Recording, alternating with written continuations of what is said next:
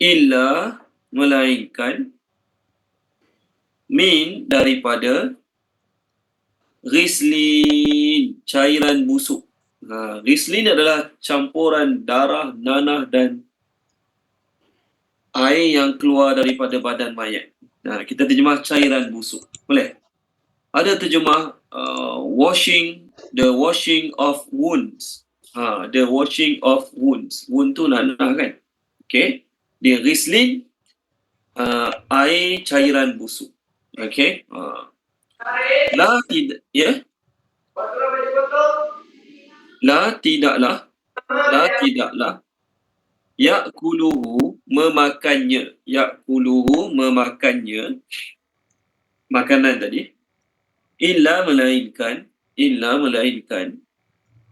al-khati'un, orang-orang yang bersalah. Al-khati'un, orang-orang yang bersalah, orang-orang yang berdosa, semua boleh.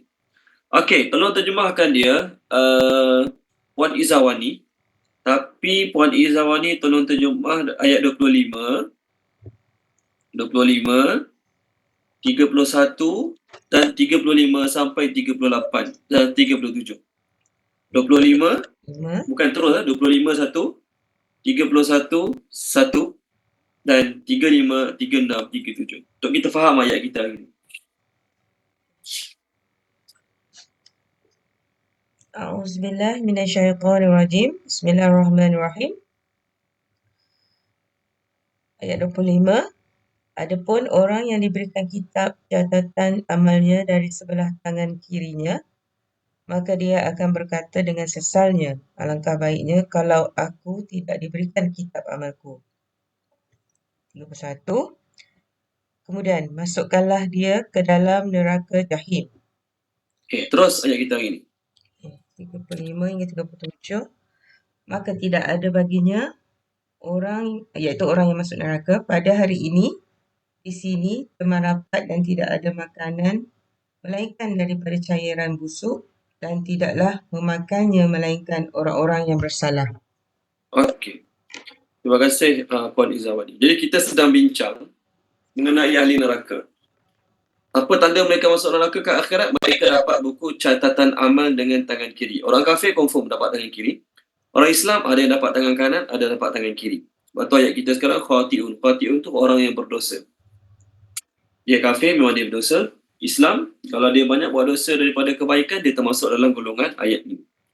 Maka Allah kata, ke akhirat nanti tidak ada hamim.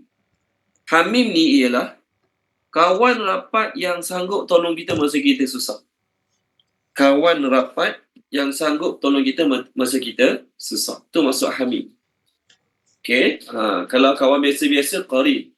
Ni kawan rapat yang sanggup tolong kita masa kita susah. Kita susah macam mana sekalipun. Pertama, kita minta tolongan ahli keluarga. Kalau tak ada ahli keluarga, kita mungkin ada kawan-kawan rapat kat tempat kerja ke, kat tempat mengajar ke. Kita boleh pinjam duit dengan dia orang sementara. Boleh tolonglah, senang cerita. Ke akhirat nanti, tidak ada kawan rapat, tidak ada sahabat yang boleh mempertahankan. Dan hamim ni, kawan rapat yang nama hamim ni, tak semestinya dia tolong kita dengan duit. Dia boleh bagi nasihat, dia boleh bagi idea, dia boleh bagi support moral. Kalau kita dalam kesusahan, dalam kesempitan, tak semestinya bagi duit kan. Kat akhirat tak ada masalah orang kalau kita na'udzubillah, katakanlah kita na'udzubillah dapat nasib tak baik kat akhirat, tak ada orang lah nak bagi kata-kata semangat ke, support moral ke, tak ada. Masing-masing fikir masing-masing, dia tak nak masa nak bagi nasihat pada orang lain. Maka Allah kata kat akhirat nanti tidak ada habib. Tengok surah Ghafir. Tuan Haji Ishaq telah baca boleh surah Ghafir. Saya cari muka surat sekejap. Allah kata tidak ada hamim yang boleh beri pertolongan. Saya cari muka surat sekejap. Surah Ghafir. Okey, muka surat 469. 469 ayat 17 dan 18. 469 ayat 17 dan ayat 18.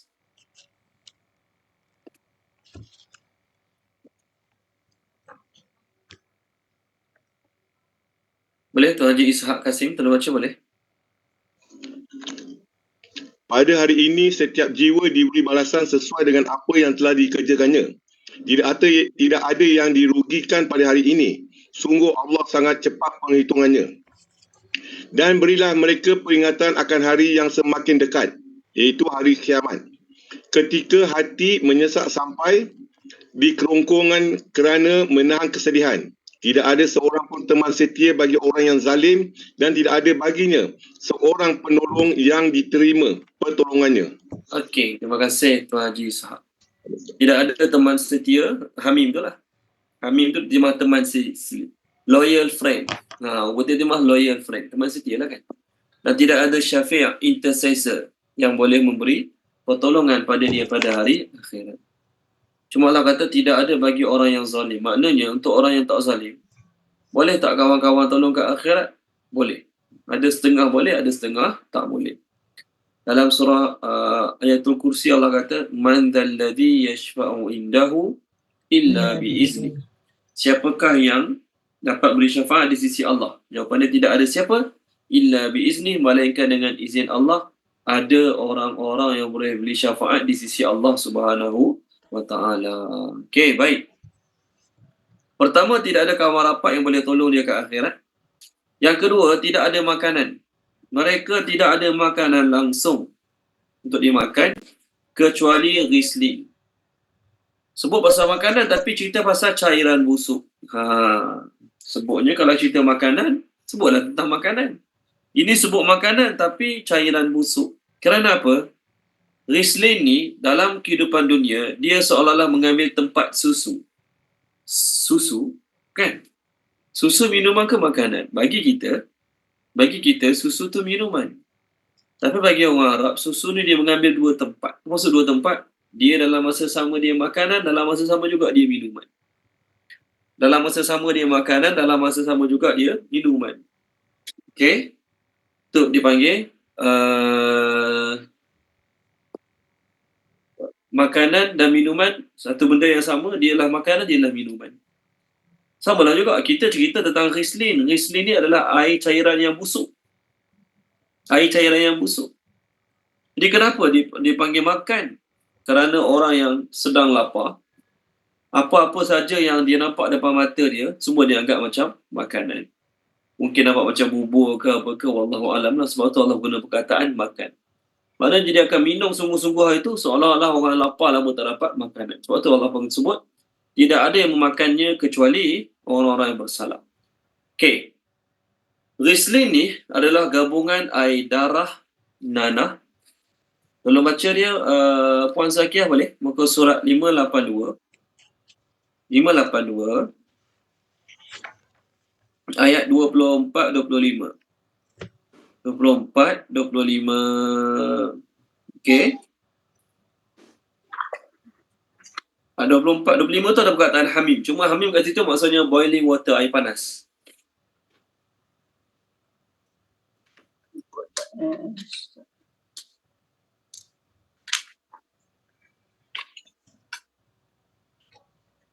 Empat 25.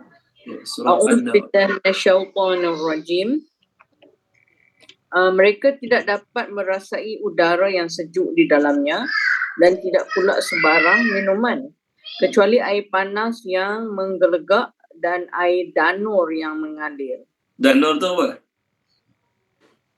Dirty wound discharge. Apa tu putih, Puan Zakiah? Dirty wound discharge. Nanah kan? Tu kotor, wound tu luka lah. Jadi yang keluar daripada luka nanah basically. Nanah. Yes. Tadi, terima kasih Puan Zakiah. Tadi Riesling, tengok tadi Riesling, kita tengok minuman-minuman. Tadi Riesling, ayat kita tadi, cairan kotor, Riesling, Rain, Sin, Lam, Ya, Nun. Okay. Sekarang ni yang Puan Zakiah baca tadi, Ghassaq. Okay. Ghassaqa. Okay. Yang ketiga, dia panggil Ma'in Sadidin. Puan Rosimah telah baca boleh? Puan Rosimah, surah Ibrahim. Surah Ibrahim. Saya cari muka surat sekejap. Ini air minuman ahli neraka yang Allah bagi untuk hina mereka, lebih seksa mereka. 257, Puan Rosimah, page 257, ayat yang ke-15, 16, 17. 15, 16, 17. Ahli neraka. Bismillahirrahmanirrahim. Dan mereka memohon diberi kemenangan dan binasalah semua orang yang berlaku sewenang-wenangnya lagi keras kepala. Di hadapannya ada neraka jahanam dan dia akan diberi minuman dengan air nanah. Diteguk Ayat apa? Ayat apa? Ayat apa? air nanah. Ayat nanah, yes. Diteguk air nanah itu dan dia nyari-nyari tidak boleh mendengarnya dan datanglah bahaya maut kepadanya dari segenap penjuru. Tetapi dia tidak juga mati dan di hadapannya masih ada azab yang pedih. Okey, terima kasih Puan Rosimah. Ini minuman ahli neraka kat skrin.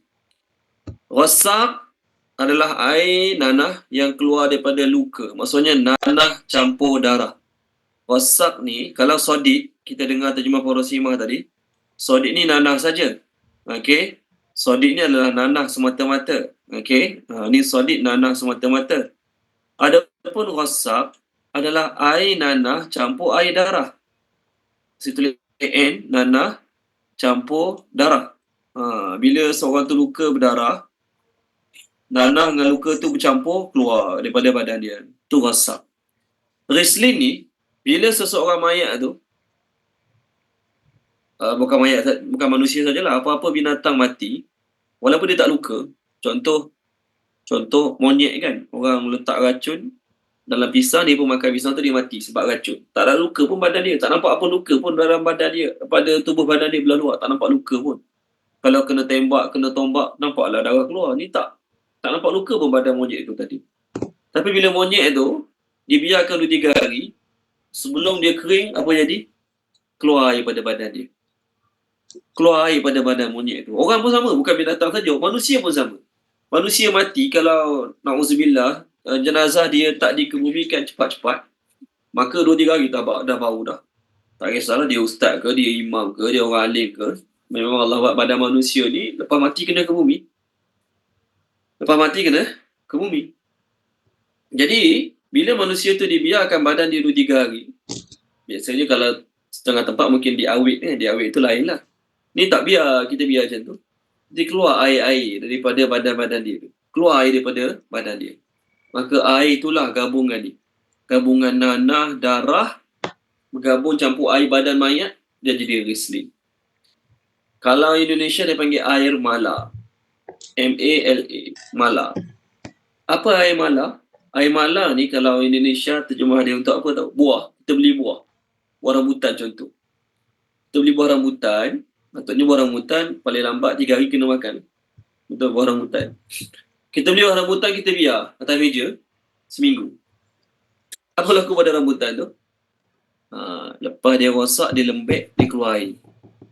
Air yang keluar pada buah tu dipanggil air mala dalam bahasa Indonesia. Jadi air tu geli tak? Geli ya. Walaupun buah, tapi geli.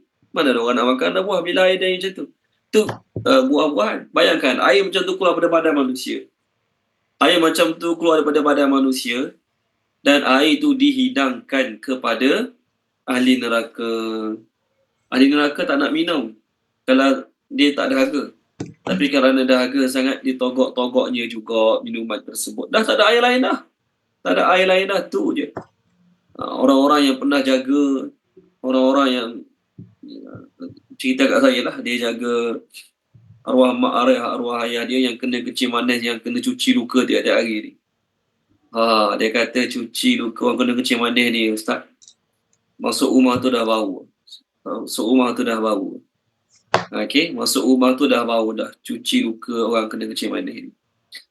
Kalau buka nak cuci tu, Allah, nak muntah bau dia. Teruk sangat. Na'udzubillah min zalik, semoga Allah pelihara selamatkan kita. Tapi nak cerita, ni kat dunia ni, bau seorang. Ayah dia sendiri pula tu, mak dia sendiri pula tu, tak tahan bau. Ni kat neraka, na'udzubillah min zalik, siapa punya bau tak tahu ni. Orang bangsa lain mungkin, orang yang tak jaga kebersihan mungkin, dia jaga kebersihan ke tak jaga kebersihan ke, bila dia mati, benda tu lah yang keluar pada badan dia dan benda tu lah akan dihidangkan, diberi minum pada ahli neraka. Allah sebut makanan kerana apa? Dia campuran. Dia campur darah, campur nanah, campur tu, jadi dia seolah-olah macam makanan. Adakah ahli neraka tak ada makanan? Ahli neraka ada makanan. Apa makanan ahli neraka? Makanan ahli neraka adalah zakum. Inna syajarataz zakum ta'amul athim. Kalau baca Puan Izawani, surah Ad-Dukhan, muka surat 498. 498 ayat 43 sampai 47. 43 sampai 47. Ni makanan ahli neraka. A'udzubillahi minasyaitonirrajim. Bismillahirrahmanirrahim. Sesungguhnya pokok zakum itu, buahnya menjadi makanan bagi orang yang berdosa di dalam neraka. Makanan ini pula panas, bagaikan kotoran minyak hitam yang mendidih dalam perut.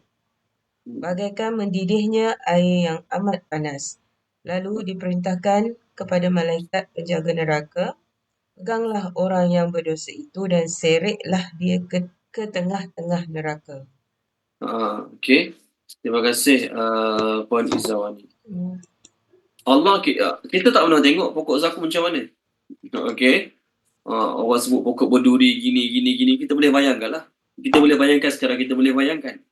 Tapi Allah Ta'ala nak tunjuk punya buruk pokok zakum ni.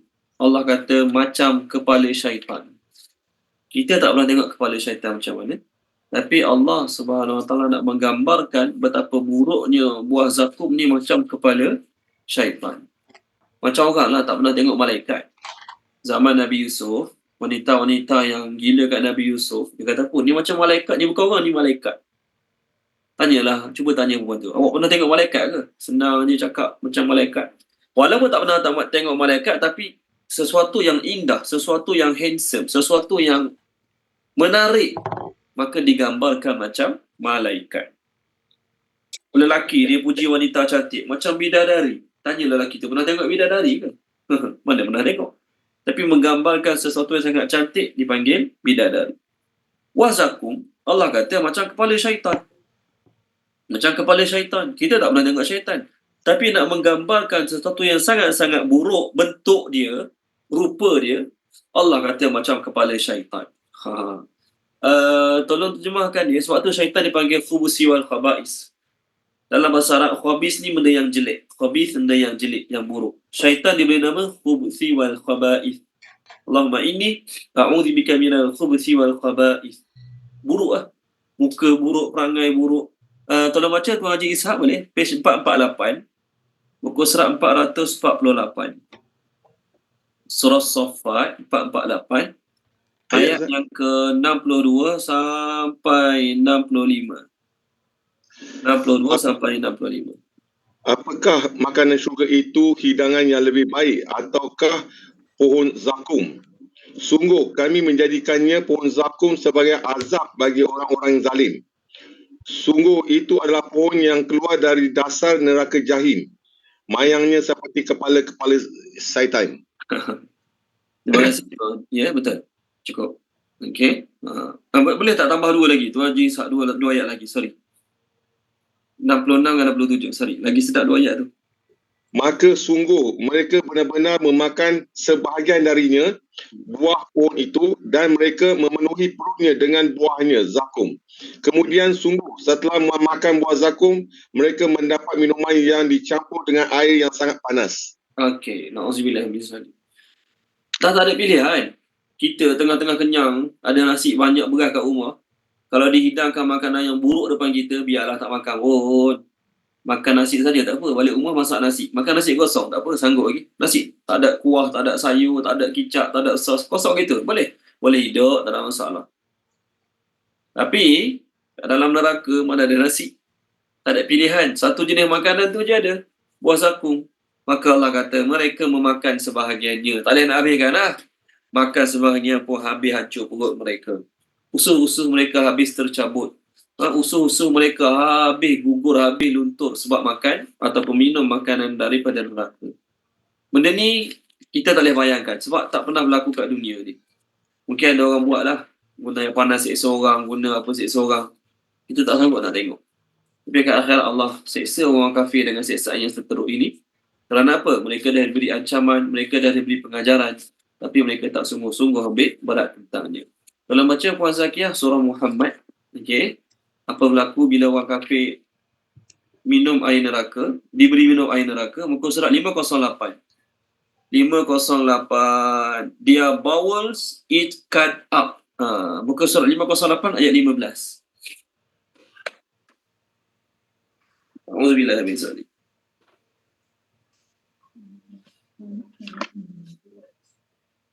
A'udzubillahi minasyaitonirrajim.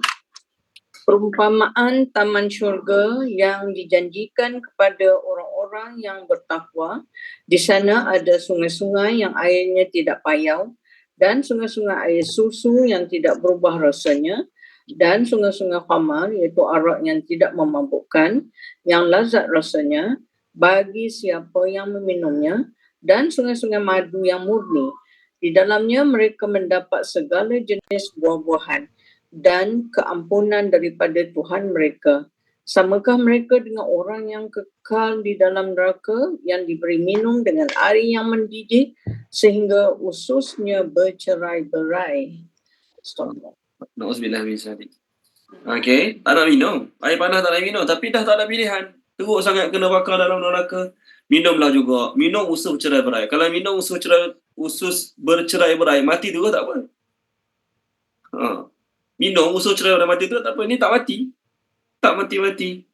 Terpaksalah juga meneruskan minumnya.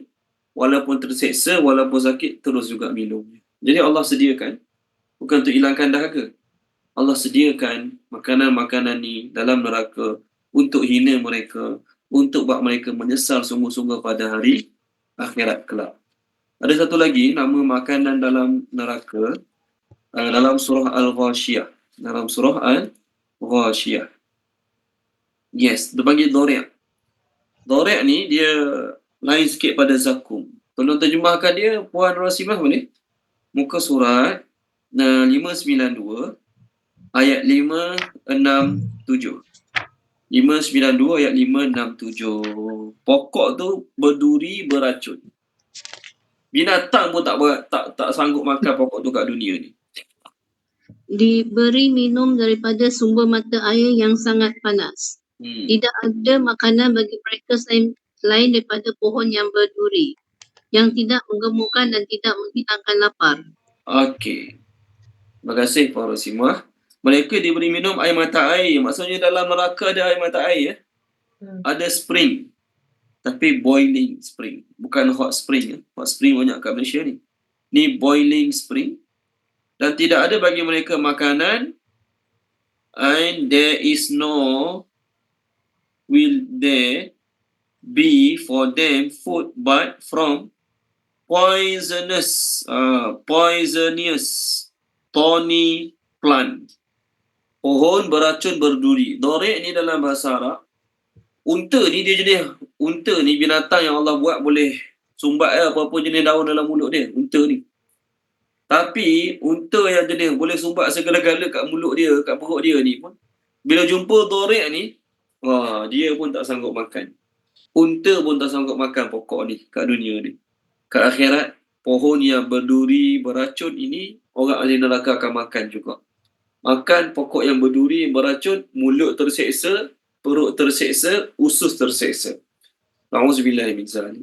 Okey? Ini semua balasan yang Allah bagi pada orang yang dapat buku catatan amal tangan kiri yang kat dunia dulu mengabaikan perintah Allah yang kita bincang minggu lepas, tak memberi galakan untuk memberi makan kepada orang miskin, tak sungguh-sungguh beriman pada akhirat, dia dapat apa yang Allah tentukan untuk dia. Okey, seterusnya. Ayat seterusnya, kita nak bincang tentang kebenaran Al-Quran dan kebenaran Nabi Muhammad sallallahu alaihi wasallam. Okey, fa maka la tidak uqsimu aku bersumpah bi dengan ma apa yang tubsirun kamu melihatnya. Sama ayat 39. Wa dan ma apa yang la tidak tubsirun kamu melihatnya, tubsirun kamu melihatnya. Alhamdulillah. Okey. Aku bersumpah dengan apa yang kamu melihat dan dengan apa yang kamu tidak melihat. Apa yang Allah nak bersumpah? Allah nak beritahu apa? Innahu sesungguhnya ia Al-Quran. Innahu sesungguhnya ia Al-Quran. La benar-benar Qaulu kata-kata Rasulin Karim utusan yang mulia. Rasulin Karim utusan yang mulia. Okey, 3 ayat. Kalau terjemahkan dia, Tuan Haji Ishak terjemahkan boleh Tuan Haji Ishak. 38, 39, 40 ni. Maka tidak aku bersumpah dengan apa yang kamu melihatnya dan apa yang tidak kamu melihatnya. Sesungguhnya ia benar-benar kata-kata utusan yang mulia. Okey, terima kasih Tuan Haji Ishak. Imam Muqatil mengatakan ayat 38, 39, 40 dan 41, 42. Imam Muqatil mengatakan Allah turunkan sebab Walid bin Mughirah, salah seorang pembesar kafir Quraisy, dia kata Muhammad tukang sihir. Abu Jahal pula kata Muhammad seorang penyair. Seorang lagi Uqbah, ketua orang kafir, mengatakan Muhammad tukang tilik. Seorang kata tukang sihir, seorang kata tukang syair, seorang kata tukang tilik. Maka Allah turunkan ayat menafikan segala-galanya, menafikan ketiga-tiga. Allah kata aku bersumpah dengan apa yang pertama la terjemah dia tidak. Uqsimu aku bersumpah, jadi terjemah maka tidak aku bersumpah. Nak bersumpah ke tak nak bersumpah? Nak sumpah ke tak nak sumpah? Kalau nak bersumpah tak payahlah terjemah tidak. Saya yakin lah terjemah tuan-tuan dia tidak ada terjemah perkataan tidak. Betul kan? Tak ada siapa-siapa punya terjemah ada terjemah la tu tidak. Ada siapa-siapa punya terjemah la tu diterjemah tidak, ada tak? Oh putih, saya punya terjemah putih. So, I swear by whatsoever you see and whatsoever you do not see. I swear. Dia tak kata I did not swear. Kerana apa? Kerana la tu ada 3 pendapat. La tu ada 3 pendapat. Pertama, la tu adalah huruf zaidah, tambahan huruf yang tak perlu diterjemahkan. Huruf zaidah, huruf tambahan yang tak perlu diterjemahkan. Ini yang pertama. La tu hanya didatangkan untuk tarik perhatian semata-mata. La tu hanya didatangkan untuk tarik perhatian audiens semata-mata. La. Dengar. Dia tak boleh makna tidak. Sebab tu tidak diterjemahkan. Itu la yang pertama. La yang kedua dipanggil la untuk menafikan kata-kata orang kafir sebelum ni. Orang kafir kata Nabi Muhammad tukang syair, tukang sihir, tukang tilik. Maka Allah kata, la, tidak. Tidak sebagaimana yang mereka katakan. Tidak yang sebagaimana mereka anggap. Tidak sebagaimana mereka ucapkan. Tidak. Tidak. Aku bersumpah dengan apa yang kamu tengok dan apa kamu tak tengok. Jadi la tu la menafikan. Jadi la pertama la zaidah. La kedua, la zaidah tu maksudnya la yang diucapkan tanpa beri sebarang makna. Okey.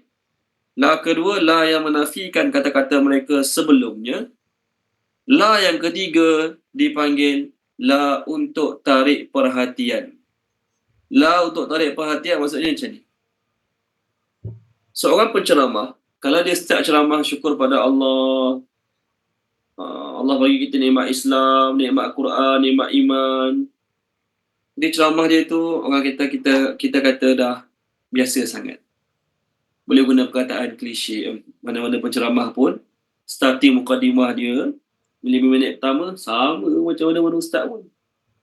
Jadi audien kita yang dengar ceramah dia tu 5 minit pertama main telefon dulu. Balas mesej, hantar mesej, okey. Lepas 5 minit baru tutup telefon, fokus. Kerana apa? Baru nak mula isi ceramah. Contoh, Tak payah nak buat macam tu. Tapi saya nak beritahu contoh. Quran ni turun bukan dalam bentuk tulisan. Quran turun dalam bentuk suara, kata-kata. Ini kelebihan Quran dengan mukjizat Nabi sebelum ni. Mukjizat Nabi sebelum ni, mukjizat Nabi Musa, mukjizat Nabi Isa adalah mukjizat mata. Maksud mukjizat mata apa dia? Selama mana Nabi itu hidup, mereka boleh lihat dengan mata mereka apa yang Allah bagi pada Nabi tersebut. Mukjizat Nabi Musa, tangan keluar cahaya, tongkat jadi ular. Mata kan? Mata. Di masa Nabi Musa masih hidup, mereka dapat lihat mukjizat tu. Lepas Nabi Musa meninggal dunia, wafat, boleh jadi lagi mukjizat tu. Boleh ambil tongkat dia, cari kat mana tongkat dia ada sekarang. Tongkat Nabi Musa ada, cuba cari, cuba campak. Jadi ular, tak jadi ular. Maksudnya mukjizat mata ni hanya kekal selama mana Nabi tu masih hidup. Nabi Isa boleh hidupkan orang mati, boleh sembuhkan orang sopak, boleh buat burung pada tanah liat dalam surah Ali Imran ada, dalam surah Al-Ma'idah ada. Lepas angkat Nabi Isa ke langit, tak wafat lah, Nabi Isa Allah angkat ke langit, ada lagi mukjizat tu? Anak murid dia boleh buat? Anak murid dia boleh buat? Tak ada. Mukjizat tu dah tak ada. Kenapa? Dia mukjizat mata. Selagi orang tu ada, mata boleh tengok. Tapi Al-Quran adalah mukjizat telinga. Apa maksud mukjizat telinga?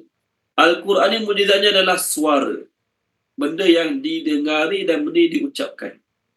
Itu mukjizat. Dia walaupun Nabi SAW telah dicabut nyawanya oleh Allah, wafat, meninggal dunia, hilang tak mukjizat Nabi ni? Tak hilang. Kenapa? Ia disimpan melalui suara-suara dan telinga-telinga. Ia disimpan melalui suara-suara dan telinga-telinga. Maknanya kalau Al-Quran tak ada sebiji atas muka bumi ni, yakinlah. Bunyi bacaan tu tetap akan ada. Dengar bacaan tu tetap akan berlaku sampai hari kiamat. Walaupun Nabi tu dah meninggal, sahabat-sahabat Nabi tu dah meninggal, orang-orang yang kawan dengan sahabat tu pun dah meninggal, tapi yakinlah mukjizat Nabi dia akan kekal sampai bila. Kenapa? Dia mukjizat telinga. Dia mukjizat suara, bukan melihat. Kalau melihat Nabi wafat dah tak ada. Tak ada mukjizat kita boleh tengok. Ni tak. Nabi dah wafat, Nabi dah tak ada, tapi mukjizatnya masih kekal. Kenapa? Dia adalah bunyi pendengaran. Mukjizat melibatkan suara dan juga pendengaran. Ni hebat Quran ni. Okey, sebab tu Allah kata, aku bersumpah dengan apa kamu tengok dengan apa yang kamu tak tengok. Apa yang kamu tengok, yang kita nampak dengan mata kasar. Apa kita tak tengok, benda kita tak nampak dengan mata kasar. Jin, nyawa, roh, mana kita nampak dengan mata kasar. Betul kan? Yang kita tengok, benda zahir je lah. Yang kita tak nampak, kita tak tahu. Tapi Allah bersumpah dengan segala benda yang Allah ciptakan. Sama ada kita tengok, kita tak tengok. Contoh kita tak tengok malaikat. Kita mana tengok malaikat? Syurga neraka kita tak tengok. Tapi Allah boleh bersumpah dengan apa saja. Okey, saya lupa nak terangkan tadi. Quran ni dia mukjizat bukan dalam bentuk tulisan. Sebab tu, dari sudut penulisan, kalau seorang tu tulis buku, dia tulis benda yang sama ulang 3 kali. Apa pandangan kita yang baca? Dia ni tak ada point ke? Ulang benda sama je. Orang tu tulis buku, dia tulis benda yang sama ulang 2-3 kali. Kita kata apa? Ini tak ada point ni, tulis benda sama je ni. Betul kan? Di dalam speech, percakapan, ulang benda yang sama bukan aib. Diulang-ulang benda yang sama dia bukan aib. Tapi jangan banyak kali sangatlah, 10-20 kali tak. Dalam percakapan, mengulang benda yang sama 2-3 kali bukan benda yang aib. Dia ulangan kali pertama, dia terangkan bab ni. Ulangan kali kedua, dia terangkan bab ni. Ulangan kali ketiga, dia terangkan bab ni. Dari sudut speech, dia menarik. Dari sudut tulisan, kita kata, tadi dia cakap lah, dia cakap lagi. Betul, Al-Quran turun dalam bentuk suara. Untuk didengari. Bukan untuk ditulis. Penulisan Al-Quran ni bila? Ini tajuk luar lah. Saya cerita secara ringkas. Masa Nabi SAW dapat wahyu kepada Allah Ta'ala, Nabi panggil sahabat-sahabat penulis wahyu, tolong tulis apa yang wahyu sampai kepada Nabi. Nabi SAW baca, sahabat tu tulis. Sahabat yang paling banyak berjasa dengan tulis wahyu Nabi, siapa nama dia? Zaid bin Sabit. Banyak penulis wahyu Nabi ni, lebih 10 orang penulis wahyu Nabi. Tapi dalam ramai-ramai penulis wahyu Nabi ni, 4 orang yang nama masyhur, Zaid bin Sabit, Zubair bin Al-Awwam, Ubay bin Ka'ab, seorang lagi Muawiyah bin Abu Sufyan. 4 orang ni lah yang selalu tulis tulis wahyu Nabi. Walaupun 4 orang, selain 4 orang ni ada lagi lah. Abu Bakar radhiyallahu anhu, Umar radhiyallahu anhu, Uthman, Sayyidina Ali, Khalid al-Walid, Hanzalah bin Abi Rabi', siapa lagi? Abdullah bin Maslamah. Tu semua nama-nama yang pernah tulis Quran untuk Nabi SAW. Yang tukang tulis wahyu untuk Nabi murtad pun ada 2 orang. Seorang nama Abdullah bin Abi Sarhih, seorang lagi saya lupa nama dia. Dia salah seorang penulis wahyu yang akhirnya murtad. Maksudnya, sahabat Nabi ramai. Lebih 100,000 sahabat Nabi. Tetapi yang tulis wahyu lebih kurang dalam 20 orang lebih. Yang lain-lain tu, zaman tu, mereka lebih beriktimat, lebih berpegang dengan hafalan berbanding penulisan. Mereka lebih berpegang dengan hafalan-hafalan mereka berbanding dengan penulisan. Kita sekarang berpegang lebih pada penulisan berbanding dengan hafalan. Sebab hafalan boleh jadi lupa, boleh jadi tak ingat. Tulisan sentiasa ada. Zaman tu bukannya model kertas banyak, alat tulis banyak, tak. Bila turun wahyu, Nabi kata panggil Zaid bin Sabit, suruh dia bawa batu, bawa tulang dan bawa pelepah. Untuk aku sampaikan wahyu pada dia. Dia tulis, dia baca balik, Nabi akan betul apa yang salah. Dia panggil imla. Imla tu dictate. Okay? Dia cakap, dia tulis. Dia cakap, dia tulis. Pada tahun 12 Hijrah, zaman Abu Bakar radhiyallahu anhu, ramai orang murtad. Ikut Nabi palsu, Musailamah al-Kadzab. Maka berlakulah perang Yamamah. Perang pertama berlaku setelah kewafatan Rasulullah. Dipimpin oleh Abu Bakar lawan orang murtad di Yamamah. Dalam peperangan tu, lebih kurang 1,200 orang sahabat yang meninggal dunia. 700-nya penghafal Quran. 700 orang penghafal Quran. Maka Sayyidina Abu Bakar radhiyallahu anhu dia dapat syur pada Sayyidina Umar. Sayyidina Umar kata, wahai Abu Bakar, ramai kita punya penghafal Quran meninggal dunia. Takut-takut nanti hafalan-hafalan yang mereka hafal tu akan pergi bersama dengan mereka sekali. Dia kata kita kumpulkan Al-Quran. Maka zaman Abu Bakar lah, Al-Quran mula dikumpulkan sebagai satu mushaf. Maknanya sebelum masa zaman Rasulullah, Quran ni terabur. Maksud terabur, dia ni ada surah ni, dia ni ada surah ni, dia ni ada surah ni, surah ni nak belajar lagi kat dia ni, surah ni belajar lagi kat dia ni. Dan orang yang menghafal Quran, dia pergi sekali dua, dia belajar dengan orang tu, dia dah hafal, tak pergilah hafal pada tu. Okay, zaman Rasulullah. Jadi zaman Abu Bakar radhiyallahu anhu, tahun kedua Abu Bakar jadi khalifah, dia telah mengeluarkan perintah untuk mengumpulkan Al-Quran. Mengumpul Al-Quran jadi satu mushaf. Jadi satu mushaf. Cuma susunan dia tak macam sekarang lah. Dia campur semua. Jadi Abu Bakar radhiyallahu anhu, dia adalah orang mula-mula yang mengeluarkan perintah untuk mengumpulkan Al-Quran atas cadangan Sayyidina Umar Al-Khattab radhiyallahu anhu. Tujuan dia apa dia? Tujuan dia supaya Al-Quran tak hilang. Penghafal Quran walaupun ramai meninggal dunia, dalam peperangan tu orang Islam mati 1,200 orang. Ada pendapat mengatakan 500 orang, ada pendapat mengatakan 700 orang hafal Quran yang meninggal dunia lah. Jadi sebabkan nak jaga Quran supaya tak hilang, Sayyidina Abu Bakar radhiyallahu anhu suruh kumpulkan Quran. Jadi mushaf pertama yang komplit adalah mushaf Abu Bakar radhiyallahu anhu. Kumpul je. Kumpul je dulu. Masa tu hanya mengumpulkan sahaja, tak nak bagi hilang, tak nak bagi tak nak bagi luput dah daripada atas muka bumi ni. Masa tu.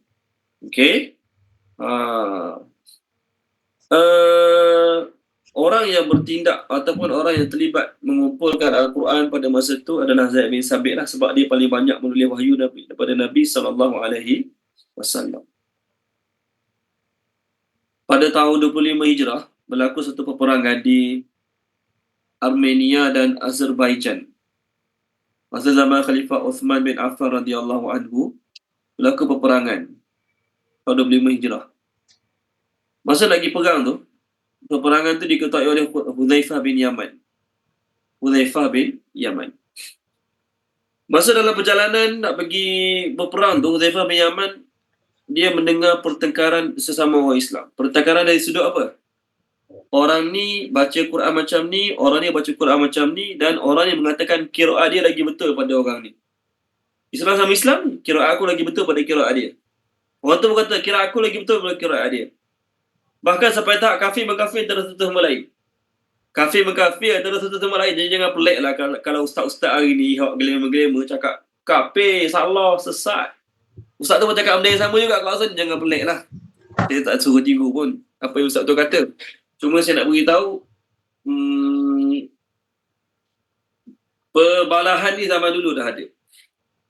Jadi Sayyidina Hudzaifah radhiyallahu anhu cerita kat Sayyidina Utsman bin Affan. Macam mana nak buat ni? Orang baca Quran, masing-masing baca Quran dan masing-masing mengatakan bacaan dia lebih tepat pada yang lain. Maka masa itulah Utsman bin Affan radhiyallahu anhu telah buat resam Utsmani. Maksudnya apa dia? Nak selaraskan semua jenis bacaan. Dan pada masa itulah lepas Abu Bakar wafat, Quran yang Mushaf Abu Bakar tu dipegang oleh Sayyidina Umar Al-Khattab. Lepas Sayyidina Umar Al-Khattab wafat, Quran tu dipegang oleh anak Sayyidina Umar yang merupakan isteri Nabi, Hafsah binti Umar radhiyallahu anhuma. Okey? Quran tu masih dipegang lah oleh Hafsah.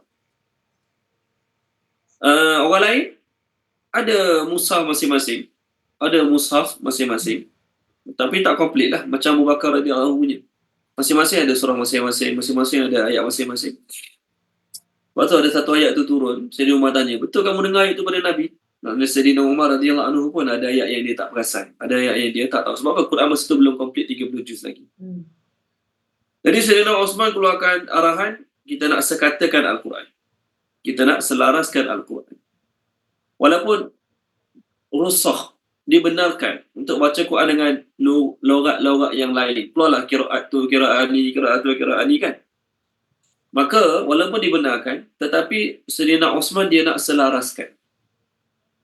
Maka masa tu dia panggil 4 orang untuk buat Quran menyusun ikut garis panduan yang ditentukan oleh Utsman bin Affan radhiyallahu anhu. Maka sebab tu diberi nama Utsmani.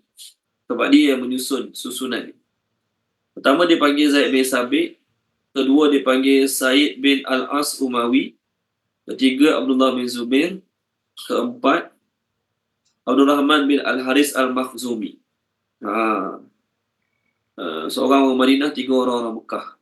Dia panggil 4 orang ni untuk buat resam Utsmani. Dalam menyusun resam Utsmani ni dia ada letak berapa kriteria lah. Pertama, Quran yang jadi rujukan dalam Quran Mushaf Abu Bakar radhiyallahu anhu. Masa tu mushaf lain pun dipakaikan juga. Contohnya Mushaf Miqdad, Mushaf dia masa tu ada 4 mushaf yang tersebar. Mushaf Abdullah bin Abu Musa Al-Ash'ari. Mushaf Abu Musa Al-Ash'ari radhiyallahu anhu dipakai di Kufah. Mushaf Abdullah bin Mas'ud radhiyallahu anhu dipakai di Kufah. Mushaf Miqdad dipakai di Mekah. Mushaf dua orang lagi sahabat saya lupa nama dia. Ubay bin Ka'ab dipakai di Syam. Okey, jadi masa tu Quran yang sama tapi berbezalah dari sudut penulisannya, dari sudut pembacaannya, panjang pendek ada beza. Sebab berbeza mushaf.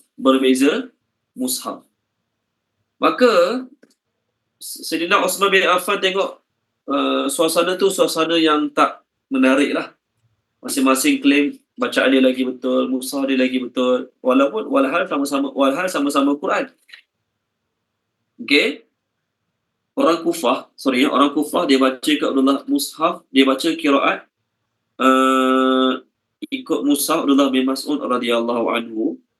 Manakala orang Syam dia baca qiraat menurut qiraat Ubay bin Ka'ab. Orang Yaman dia baca ikut Abu Musa Al-Ash'ari radhiyallahu anhu, dan orang Mekah dia ikut Al-Miqdad bin Amr. Sebab tu keluarnya slang-slang yang berbeza-beza tu, logat yang berbeza. Jadi Utsman bin Affan dia kata Quran panduannya Abu Bakar radhiyallahu anhu, yang Mushaf Abu Bakar radhiyallahu anhu. Yang kedua, bila berlaku pertembungan antara logat-logat. walaupun dibenarkan baca ikut qiraat lain, bila berlaku pertemuan antara logat-logat ni, maka logat yang dipilih adalah logat Quraisy. Dan syarat dia lagi dalam Mushaf Utsmani, dia akan memilih bacaan-bacaan yang mutawatirah. Maksudnya yang walaupun ada beza satu dua, dia akan tengok majoriti mushaf tu dia macam mana. Dia ikut majoriti. Dia ikut yang majoriti. Dan sekiranya dalam mushaf tu ada beberapa tempat yang ada berbeza qiraat dan semuanya diraikan, maka dia kena tulis ikut cara Utsman radhiyallahu anhu. Contoh Maliki Yaumiddin dalam surah Al-Fatihah. Kenapa tak dieja dalam Mushaf Utsmani Maliki Yaumiddin, kan? Kenapa tak dieja Maliki Yaumiddin? Boleh sama kan?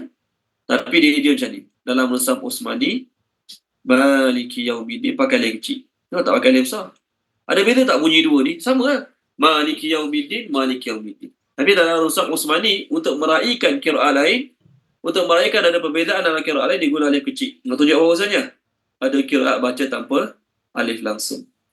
Jadi ada qiraat yang baca tanpa alif langsung, bunyi macam mana? Maliki Yaumiddin. Boleh? Ini sejarah ringkas lah pengumpulan Al-Quran. Jadi, kemudian Mushaf Utsmani yang disusun oleh Utsman bin Affan ni disebarkan ke negara-negara Islam lain. Dan masa tu pun Al-Quran masih lagi belum ada titik, masih lagi belum ada baris. Masih belum ada titik, masih belum ada baris. Beza dia, apa beza mushaf Mushaf Abu Bakar dengan mushaf Rasam Utsmani ni? Bezanya ialah Abu Bakar kumpul Quran, susun Quran, tak nak bagi Quran tu hilang. Sebab penghafal-penghafal dia ramai mati. Manakala Sayyidina Utsman, dia kumpulkan Quran ikut satu resam, cara penulisan. Resam ni tulis, rangka, lukis tu bahasa Arab. Jadi resam ni penulisan. Sayyidina Utsman dia buat resam Utsmani untuk menyatukan umat Islam. Kalau tidak, masing-masing baca cara masing-masing, ikut qiraat masing-masing, ikut mushaf masing-masing, jadi perbezaan yang sangat ketara. Ni yang perbezaan yang pertama lah. Sayyidina Abu Bakar dikumpul sebab tak nak Quran tu hilang. Sayyidina Utsman dikumpul sebab dia tak nak berlaku perpecahan dalam orang Islam masa baca Quran. Yang kedua, Sayyidina Abu Bakar dia hanya kumpul, semata-mata kumpul. Okey? Mana dulu, mana kemudian, mana depan, mana belakang, tak kisah, janji kumpul. Sayyidina Utsman dipanggil Zaid bin Sabit, masa itulah dia menyusunkan dengan susunan yang sempurna, ikut surahnya, ikut depan belakangnya, susun dengan sempurna. Itu yang kedua, perbezaan yang kedua. Sebab tu tak salah pun kalau kita start baca Quran, nak baca surah Al-Mulk dulu, lepas tu baca Yasin pula, lepas tu baca pilih-pilih. Tak salah pun. Tak adalah kata siapa baca Quran mesti kena mula pada awal sampai belakang. Tak, saya nak baca belakang dulu boleh? Saya nak baca An-Nas, Al-Falaq, last sekali Al-Baqarah. Boleh? Tak jadi masalah pun. Tak jadi masalah pun. Jadi sahabat yang menyusun surah-surah ni adalah Zaid bin Sabit sebab dialah sahabat yang pernah mendengar Nabi SAW membaca Quran kali terakhir depan Jibril sebelum Nabi wafat. Sebelum Nabi wafat, dia adalah sahabat yang dengar Nabi baca Quran depan Jibril. Dia panggil talaqi depan Jibril, tadarus depan Jibril buat kali terakhir. Dan dia dengar daripada awal sampai habis, dia menentukan surah mana depan, surah mana belakang, surah mana dahulu, surah mana kemudian, dia menentukan. Jadi Sayyidina Abu Bakar zaman dia, mushaf tu disusun hanya janji komplit 30 juz. Surah mana dulu, surah mana kemudian, tak diambil kira pada masa tu. Adapun Sayyidina Utsman pada masa dia susun ikut betul-betul punya lah.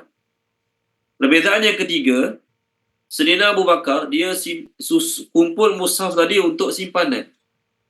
Dia kumpul, dia simpan. Dia tak ada lah kata cetak, edarkan pada orang lain, tak ada. Dia kumpul untuk dia simpan. Mushaf Abu Bakar. Manakala Sayyidina Utsman, dia buat balik resam Utsmani, disusun balik, dalam masa yang sama setelah siap dia sebarkan. Mana-mana negara-negara Islam yang lain, Kufah ke, Syam ke, Yaman ke, semua kena-kena resam Utsmani. Nampak? Itu sejarah ringkas pengumpulan Al-Quran. Sejarah ringkas pengumpulan Al-Quran. Okey? Zaman tu mereka lebih beriktimat dengan hafalan berbanding dengan penulisan. Sebab tu sama juga penulisan hadis. Bidang penulisan hadis ni dia jadi satu cabang ilmu yang proper selepas 100 tahun Rasulullah wafat. Waktu orang yang anti hadis, dia tak boleh terima hadis, dia kata apa? Mana boleh orang tu punya kata-kata lepas 100 tahun dia mati baru dibuat buku dia. Dia fikir orang zaman tu dulu otak macam dia, otak lembab. Hari ni cakap, esok lupa, esok cakap, lusa lupa. Tak. Orang zaman tu memiliki ingatan yang sangat kuat. Mereka lebih berpegang dengan ingatan mereka berbanding dengan apa yang ditulis. Dan lebih lagi masa tu ditulis kat mana? Bukan atas kertas macam kita sekarang. Kita kertas mewah kan. Dia orang dulu tulis kat tulang, dekat daun, kat pelepah, kat batu. Okay? Baik. Jadi Quran ni mujizat Allah pelihara mula-mula dengan orang-orang yang hebat kuat ingatan ni. Sebab tu resam Osmani ni diguna pakai seluruh dunia sekarang. Kalau ikutkan Malaysia, kita tak benarkan cetak Quran Majid. Siapa kat rumah dia ada Quran Majid lagi? Siapa ada Quran Majid kat rumah dia? Quran Majid, siapa ada? Ada? Ada Ustaz. Puan Rasimah ada Quran Majid Beli kat Indonesia. Beli kat Indonesia? Kalau ikutkan apa ni, kerajaan Malaysia dah tak bagi untuk cetak lagi Quran Majid sebab cara penulisan berbeza. Bila ada beberapa tempat yang bila penulisan yang berbeza, dia akan memberi bacaan yang berbeza. Bacaan yang berbeza. Dia satu dipanggil resam Usmani, satu lagi dipanggil resam Imla'i. Imla'i ni diktate. Orang yang baru belajar bahasa Melayu, dia berjanji boleh eja A, E, I, O, U. Kita suruh dia eja I dia. Agak-agak macam mana dia eja I dia? Orang baru belajar bahasa Melayu, dia hanya tahu A, E, I, O, U. Bunyi A, I, E tu dia tahu. Dia belum pernah tengok ejaan sebenar I dia. Agak-agak macam mana dia eja I dia? Tuan-tuan dan puan-puan. Okey? Agak-agak macam ni. Orang yang tak pernah tengok ejaan idea yang sebenar, dia eja idea. A-I, D-I, A. Boleh, Puan Izzawani, betul tak? Idea, A-I, dia, D-E, D, I, dia, Y-A. D-I-Y-A kot. Idea. Idea. Bunyi sama tak? Idea, betul lah. Saya orang tu, baru belajar bahasa Melayu, suruh dia eja idea. Dia eja idea. Okey? Ni contoh, nak faham resam Osmani. I, dia. Okay? Idea. Betul lah? Idea. Contoh. Tapi ejaan sebenarnya I, D-A, D-E-A. Betul kan? Betul, Indonesia panggil idea. Idea. Orang baru belajar bahasa Melayu, dia tak pernah tengok ejaan sebenar laksa Penang. Kita suruh dia eja laksa Penang. Macam mana dia eja, Puan Izzawani? Mari tahu ni, orang belajar bahasa Melayu, tak pernah tengok ejaan sebenar laksa Penang, kita suruh dia eja laksa Penang. Macam mana dia eja laksa Penang agak-agak? Laksa, L-A-K-S-A. L-A-K-S-A, P-I, Penang, N-E-N-G. Yes. Itulah dia eja laksa Penang. Okay? P-I-N-E-N-G.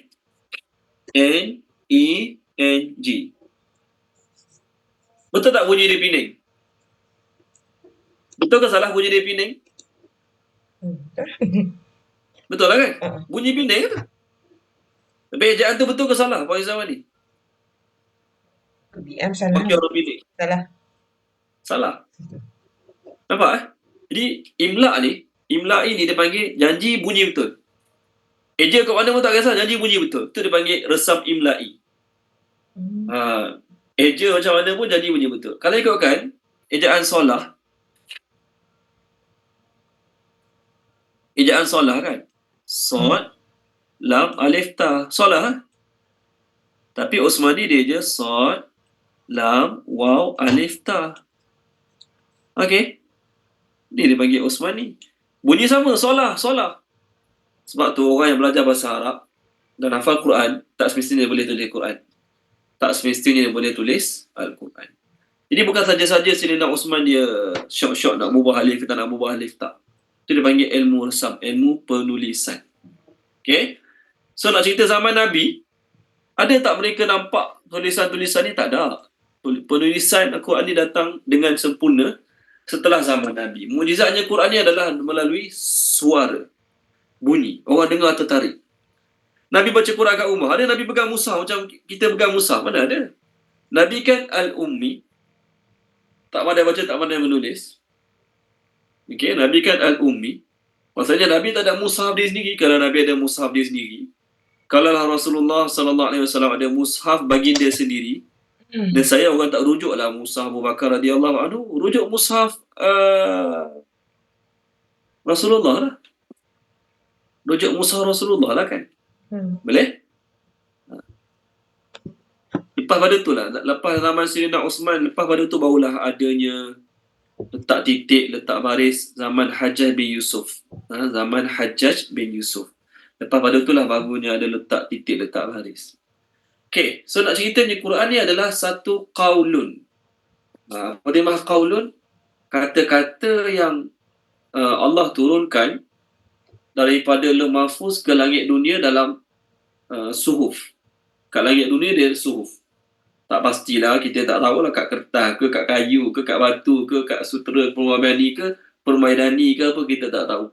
Maksudnya malaikat dah baca tulisan ayat-ayat Quran ni, malaikat dah baca. Lalu Allah suruh malaikat Jibril turunkan dalam masa 23 tahun suara dia, bacaan bukan tulisan, pada Nabi SAW. Jadi Quran ni wahyu ataupun mukjizat turun kepada orang tak pandai baca, tak pandai tulis, tapi boleh mengingat dengan baik.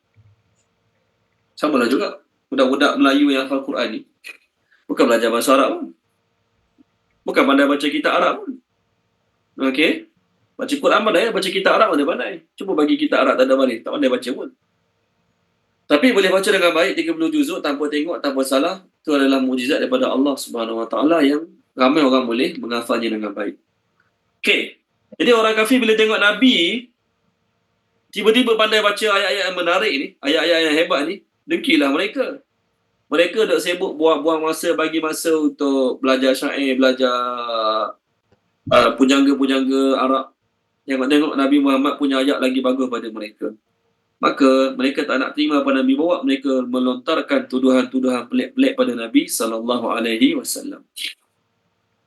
Maka Allah kata, innahu laqawlu rasulin karim. Quran itu benar-benar kata-kata utusan yang mulia.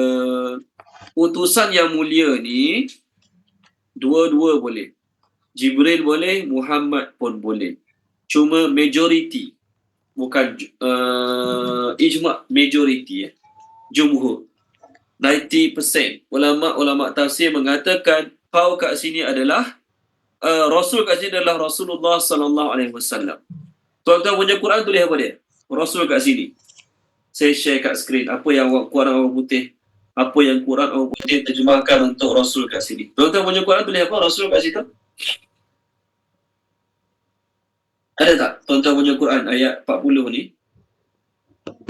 That is verily the word of an honor messenger.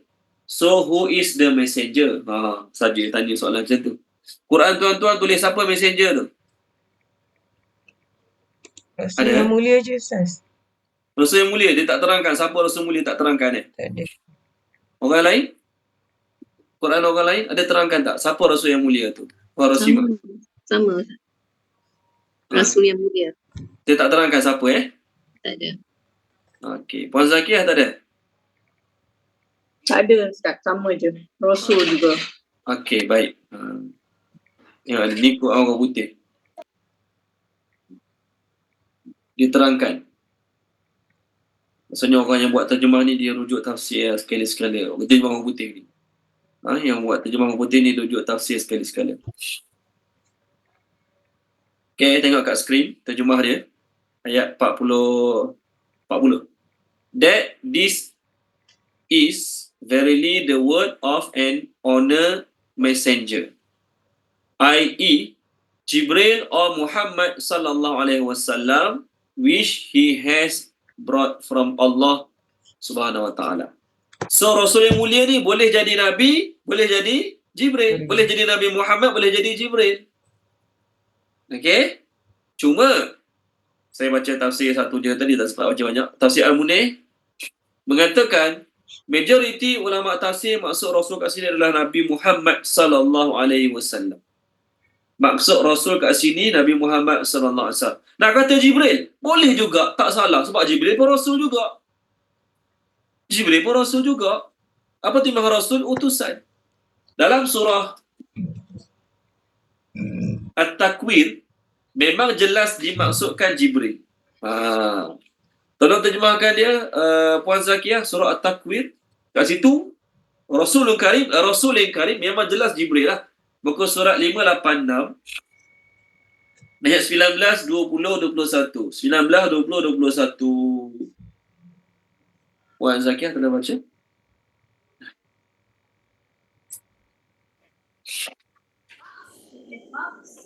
A'udzubillahi minasyaitonirrajim. 18, 16, 20, 21 Ustaz. Mula daripada 19 sampai 21. A'udzubillahi minasyaitonirrajim. Sesungguhnya Al-Quran itu benar-benar firman Allah yang dibawa oleh utusannya yang mulia, iaitu Jibril, yang memiliki kekuatan, memiliki kedudukan yang tinggi di sisi Allah, yang memiliki arasy, yang di sana di alam malaikat ditaati dan dipercayai. Okey. Terima kasih Puan Zakiah. Dia terangkan terus, betul kan? Jibril. Ustaz, dia memang sebut Jibril. Kenapa dia terangkan Jibril? Sebab lepas pada tu dia datangkan sifat Jibril. 5 sifat. Mulia, ada kekuatan, ada kedudukan di sisi Allah, ditaati, trustworthy. 5 sifat Jibril. Jadi dalam Quran, ingat bila sebut nama Rasul dalam Quran, boleh jadi Nabi Muhammad. Majoritinya, kebanyakan lafaz Ar-Rasul dalam Quran Nabi Muhammad lah. Kebanyakan. Boleh jadi Jibril. Sekarang Jibril ayat 19 memang ni cerita tentang Jibril.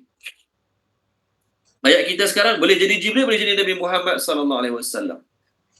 Wan Rasimah tolong baca surah apa ya? Perkataan Ar-Rasul tapi maksudnya Jibril, betul-betul Jibril. Surah Taha. Samiri ni dia tahu sesuatu tentang kaki kuda Jibril. Jadi Jibril kat situ didatangkan dengan lafaz Ar-Rasul. Okey. Muka surat 318. 318 ayat yang ke-96. Ayat 96. Tolong baca, Puan Rasimah. Dia Samiri menjawab, aku mengetahui sesuatu yang tidak mereka ketahui. Aku mengambil segenggam tanah daripada jejak Rasul itu, lalu aku melemparkannya, demikianlah rayuan nafsuku. Okey, ada tak terang jejak Rasul tu, Puan Rasimah? Biasanya ada terangkat dalam terjemahan. Ada. Tolong baca. Menurut pandangan yang masyhur dan jumhur daripada ahli tafsir, yang dimaksud dengan jejak Rasul itu adalah jejak tapak kaki kuda Jibril alaihissalam. Yes, itu terjemahan yang baik. Terima kasih Puan Rasimah. Jadi lafaznya Ar-Rasul, tapi maksud Ar-Rasul ialah Jibril. Okey. Yang ketiga, Ar-Rasul juga tak semestinya Jibril, tak semestinya Nabi Muhammad. Orang biasa boleh jadi Ar-Rasul. Saya kerja apa lah? Hantar surat-surat ke office ni. Dispatch. Contoh. Dispatch kan panggil. Hantar surat ke office. Dispatch. Part time saya kerja dispatch. Mak tanya, awak kerja apa? Saya Ar-Rasul. Wah, tak payah nak menipu. Tak, saya Ar-Rasul. Tak nak terima sudah. Saya Ar-Rasul. Oh. Ajaran sesat. Suka hati lah. Saya Ar-Rasul. Tengok page 241 saja je. 241 ayat 50. 241 ayat 50. Tolong baca tu Haji Ishak boleh? 241 ayat 50.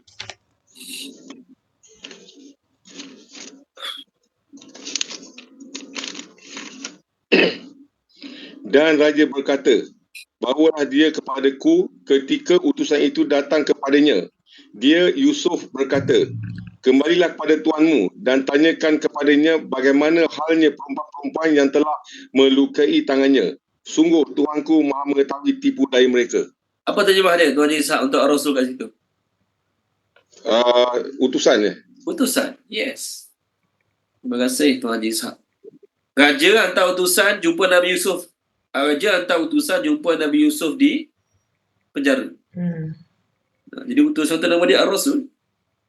Dia bukan dapat wahyu pada Allah. Jadi tak salah kalau saya kerja Food Panda ke Grab Food ke, contoh. Ini sekadar contoh lah.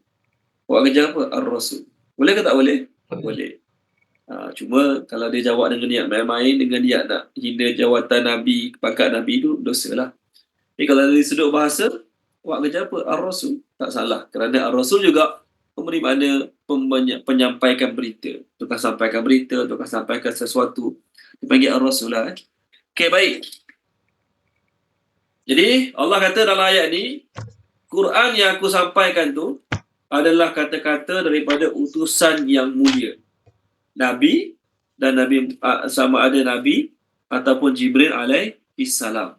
Dia benar-benar kata Rasul tu. Tapi bukanlah bermakna Rasul tu reka sendiri. Rasul tu juga dapat ayat tu daripada Allah Subhanahu Wa Taala. Sama ayat 41, 42. Wa dan ma tidaklah. Huwa ianya. Kata-kata Al-Quran tu lah. Bi dengan qauli kata-kata dan tidaklah ianya.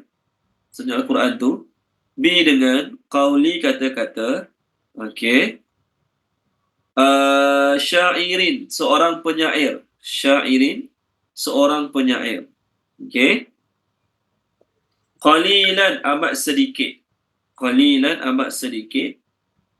Tu'minun, kamu mempercayai. Tu'minun, kamu mempercayai. Wah, dan la, tidak juga. Bi dengan qauli kata-kata. Qauli kata-kata. Kahin, tukang tilik. Soothsayer. Kahin, tukang tilik. Soothsayer. Okey. Qalilan, amat sedikit.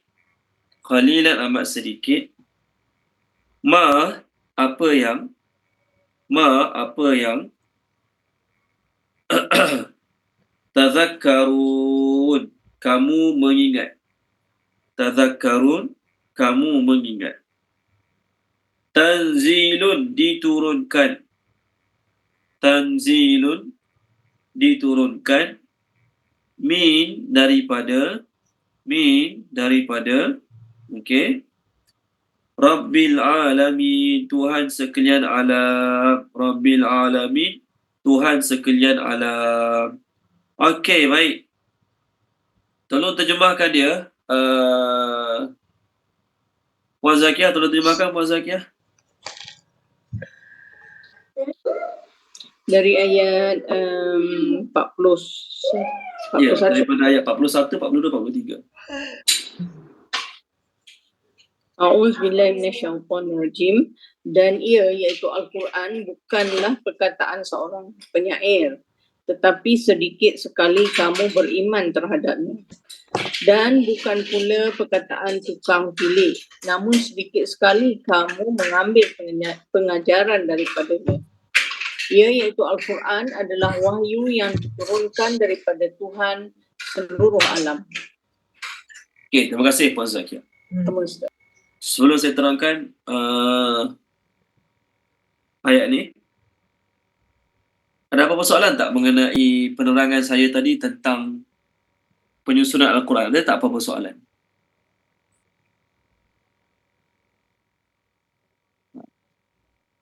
Saya dapat terangkan tu sebab ni. Tengok ni kat skrin. Hari Ahad ni kena ceramah tajuk ni dekat surau Saksian 9 Shah Alam. Sebab kat Ahad ni kena ceramah tajuk ni, rajinlah juga mencari 2-3-4 hari ni tentang mushaf, resam Osmani dan sebagainya. Dapatlah ingat balik dengan sempurna tentang pengumpulan Quran ni. Okey? Masalahnya kalau ceramah saja tak apa, dia buat forum. Jadi orang akan tanyalah beberapa soalan berkaitan dengan resam Osmani, susunan mushaf. Jadi sekadar nak tanya lah ni, nak berlatih. Sebelum kena tanya lagi, ni agak-agak apa soalan Puan Zakiah? Baris-baris tu bila yang dikenakan tu? Masa awal-awal tu rasanya tak ada baris ke Ustaz? Memang tak ada baris. Baris-baris tu disusun pada zaman Hajjaj bin Yusuf. Okey?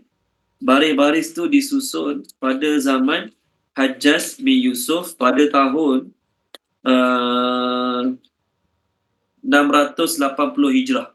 tahun 660 hingga 680 Hijrah. Mula-mula yang telah buat harakat baris atas, baris bawah, baris depan, nama dia Abul Aswad Ad-Du'ali.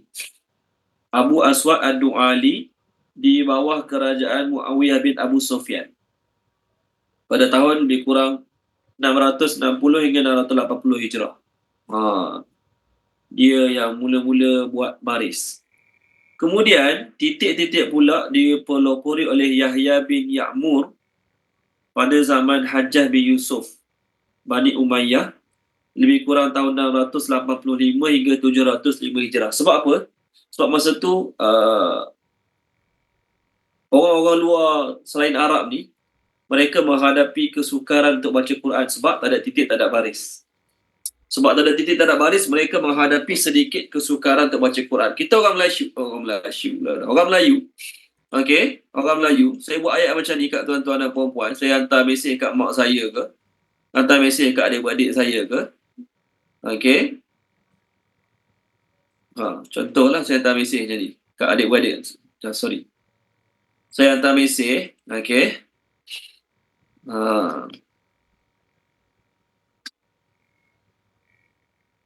Okey.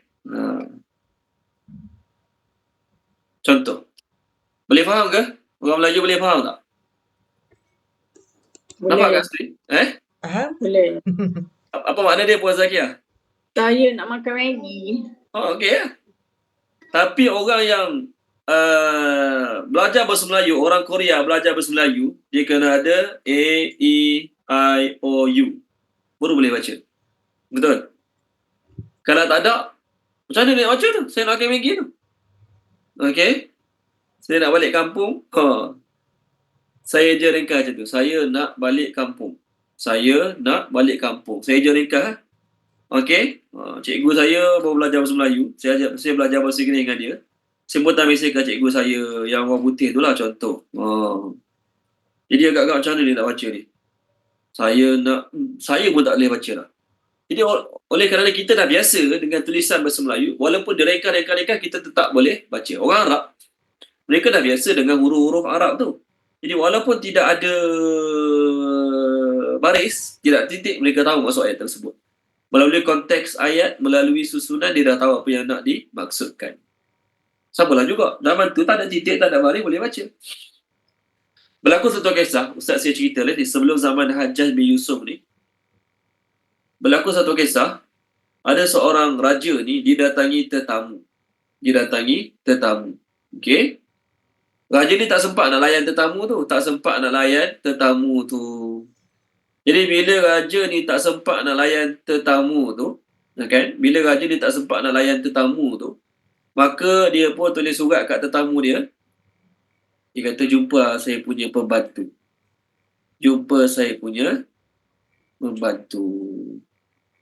Surat dia macam ni. Macam mana nak baca ni?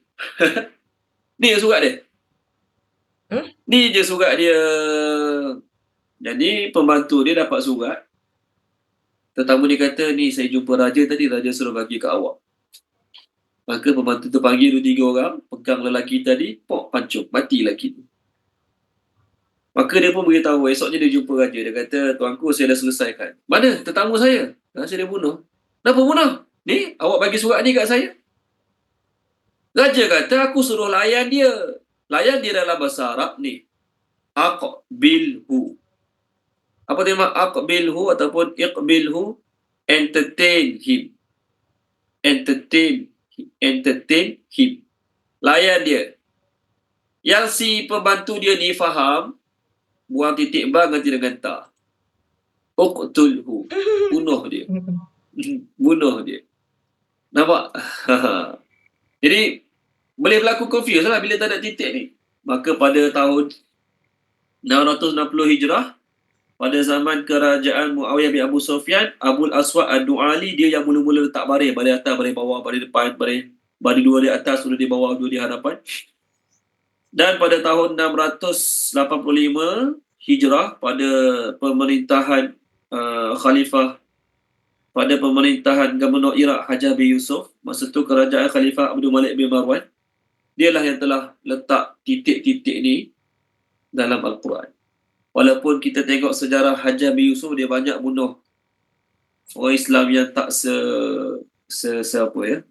sehaluan dengan dia, tapi dia banyak berjasa juga bagi kita dapat tahu Quran banyak daripada dia.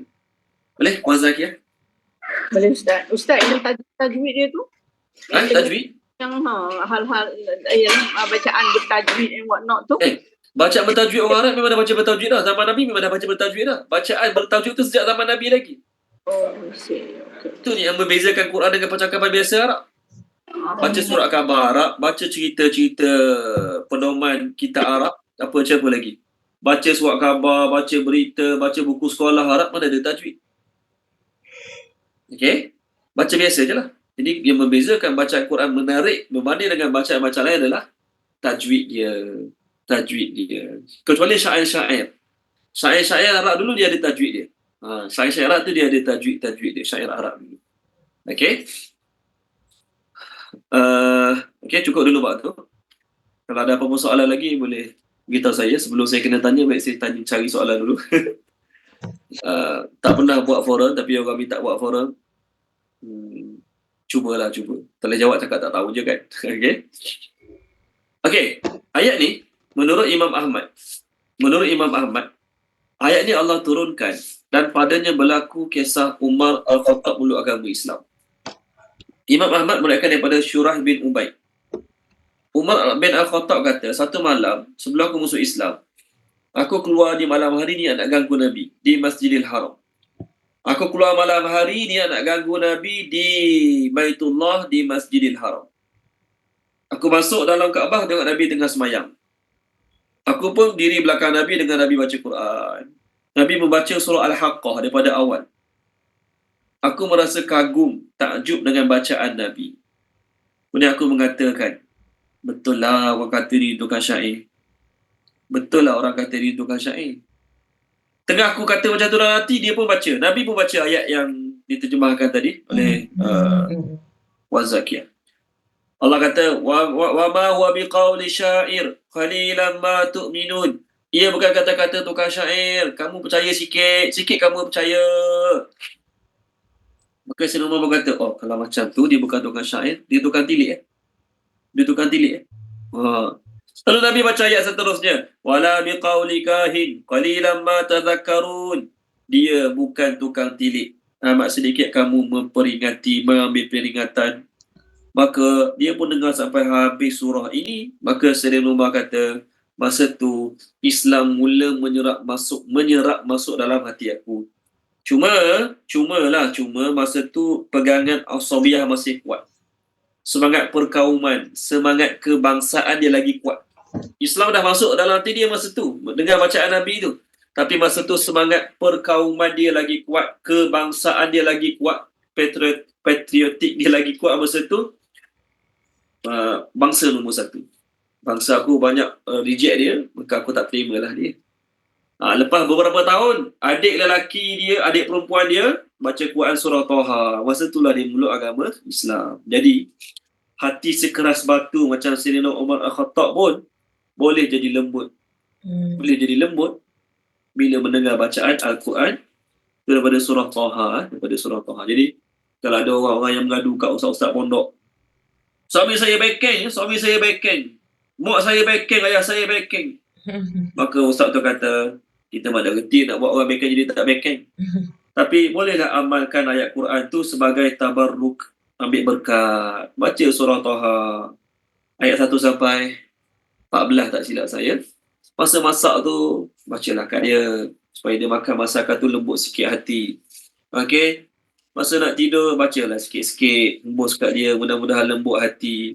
Anak kerah kepala, kerah hati. Pasangan kerah kepala, kerah hati. Bacalah. Sayyidina Umar lagi hebat tahap kekerasan dia. Sampai nak bunuh Nabi, tahap dia punya jahat masa tu lah, masa kafir. Dia jadi volunteer yang berani nak bunuh Nabi. Apa jadi aku nak bunuh Imam Muhammad. Tapi surah Taha telah buat dia berubah jadi orang yang Nabi kata, kalaulah ada Nabi selepas aku, dialah yang selayaknya. Ayat 1 sampai ayat 14. Yes, surah Taha ayat tetap ayat 14. Okey, dengar surah tu. menarik hati dia, terus lembut hatinya masuk agama Islam. Okey, itu ceritalah daripada kitab Tafsir Al-Munir. Dalam buku sirah Nabi pun ada cerita ni. Dalam buku sirah Nabi karangan Desil Nektar tu, Ibnu Qayyim Al-Jauzi pun tulis juga cerita macam ni. Cuma dia kata, Sayyidina Umar kata, malam tu aku tak boleh tidur malam, aku pun pergi nak menenangkan diri di Kaabah. Dia tak boleh tidur malam, dia cari masjid. Baguslah kan? Kita tak boleh tidur malam, tengok cerita Korea kat Netflix. Betul? Esok subuh bangun lambat. Okey. Allah kata, kata-kata Nabi Muhammad ni bukanlah kata-kata seorang penyair. Allah nafikan cara mudah. Dia tak pandai baca. Dia tak pandai tulis. Tiba-tiba kau kata dia tukar syair. Pelik ke tak pelik? Orang tak pernah sekolah, tak pernah belajar tata bahasa, tak pernah belajar berguru untuk membaca dengan baik. Tiba-tiba kau tulis dia tukar syair. Dalam surah Yasin Allah kata, wa ma 'allamnahu syi'ra wa ma yanbaghi lah. Kami tak pernah ajar dia syair dan dia tak layak melafazkan kata-kata syair. Sebab orang buat syair ni, orang yang mendeklamasikan syair ni, dia main cakap apa nak cakap. Isi dia tak pandang. Yang pentingnya apa? Orang bersyair ni. Orang bersyair ni isi dia tak pandang. Dia pandang bunyi sedap. Apa kita panggil? Isi dalaman tu dia nak kutuk orang ke, kutuk diri sendiri ke, cela ayah dia ke, cela mak dia, tak kisah. Yang penting bunyi sedap. Bukan je tak ada hari ni orang buat lagu yang tak apa-apa lagu dia. Dia buat lagu tak apa-apa, lagu yang kita dengar pengajaran pun tak ada, apa pun tak ada. Betul. Perkataan buruk ada dalam lagu tu. Betul. Dia kisah apa? Buat lagu ni bukan kisah apa pun. Yang penting apa? Bunyi sedap. Rhyme dia betul, bunyi dia sedap. Dalam dia nak kutuk orang, nak kata orang, nak tipu ke, nak puji perempuan melambung-lambung ke, nak puji siapa-siapa ke, melebihi had. Tak kisah pun. Orang tak tanya pun lagu tu isi dia sahih ke tak sahih. Lagu tu cerita betul ke tak betul. Orang tak tanya langsung Orang dengar lagu sedap bunyi belakang dia, jadi. Ni tukang syair zaman dulu punya kerja. Jadi kamu dengar Muhammad dalam kata-kata dia ni ayat Quran ni ada tak main karam cakap suka hati ke? Tak ada. Tak ada. Semua ayat yang Nabi sampaikan ada maksud. Ada benda nak disampaikan. Ada benda nak dipesankan. Boleh? Okey, maka Allah kata qalilan ma tu'minun. Surah ni surah Makiyah. Allah kata sedikit kamu beriman masa ni. Kamu majoritinya tak nak beriman dengan dia, sedikit kamu beriman. Ni maksud pertama. Ataupun maksud yang kedua, Quran tu punya banyak ayat. Cerita ni yang kamu beriman sikit je. Yang kamu beriman dengan Quran sikit je. Apakah yang orang kafir beriman dengan Quran? Kalau tanya orang kafir, siapa cipta langit bumi? Allah. Siapa cipta mereka? Allah. Siapa turunkan hujan? Allah. Yes. Tu betul. Tu je lah yang betul iman dia. Yang lain, Allah hantar Nabi sebagai Rasul. Tak percaya. Allah hantar Quran sebagai kitab daripada Allah. Tak percaya. Allah akan bangkitkan balik lepas mati. Tak percaya. Allah tu Tuhan yang satu. Tak percaya. Tu Allah kata sikit. Kenapa Allah kata mereka sikit? Pertama, majoriti orang Mekah masa tu yang beriman dengan Nabi sedikit. Dan mereka yang beriman dengan Nabi, mereka yang tak beriman dengan Nabi Muhammad tu, mereka hanya beriman sedikit je dengan Quran. Sedangkan Quran mana boleh pilih-pilih. Ayat ni aku beriman, ayat ni aku tak beriman. Mana boleh. Jadi Allah kata sedikit tu apa? Bila tanya mereka siapa cipta mereka? Allah. Bila tanya mereka siapa cipta langit bumi? Allah. Bila tanya mereka siapa bagi rezeki? Allah. Bila tanya mereka siapa yang turunkan hujan? Allah. Betul. Bab tu je betul. Yang lain semua tak betul. Pertama, kalau baca dia Tuan Haji Ishak boleh. Surah Zukhruf. Saya buku surat sekejap. 495. 495 ayat 87. 495 ayat 87.